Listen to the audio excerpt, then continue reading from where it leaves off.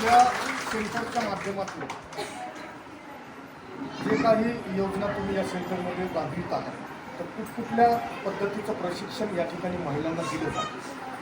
आपल्या सेंटरमध्ये read India व एव्हिडेन्सच्या माध्यमातून आपण लायब्ररीचं प्रशिक्षण तर देत आहोत, पण कॉम्प्युटर सारख्या क्लासला आपण 4 ते 5 हजार रुपये MSc जरी करायचं म्हटलं तरी फी मोजावी लागते.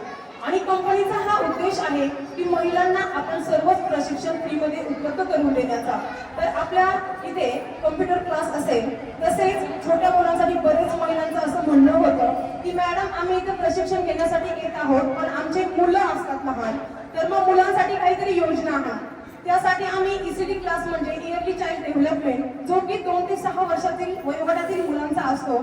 आमचा उद्देश एवढाच आहे की महिलांना कोणताही क्लास करण्यासाठी कोणतीही बाधा न येता त्यांच्या मुलांनीही शिकावं आणि त्यासोबत महिलांनीही शिकावं. त्यासाठी आम्ही इथे ECDचा क्लास आणला. त्यानंतर 1st स्टँडर्ड ते 8th स्टँडर्ड पर्यंत आपण मुलांना रीडिंग रायटिंग शिकवतो.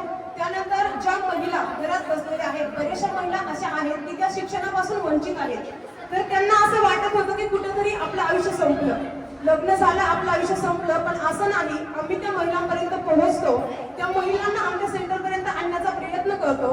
आणि जसे की मशीन क्लास असेल, ब्युटी पार्लर असेल, आरीवर्क असेल, या वेगवेगळ्या क्लासच्या माध्यमातून आपण त्यांना प्रशिक्षण देतो आणि त्यांना स्वावलंबी करण्याचा प्रयत्न करतो.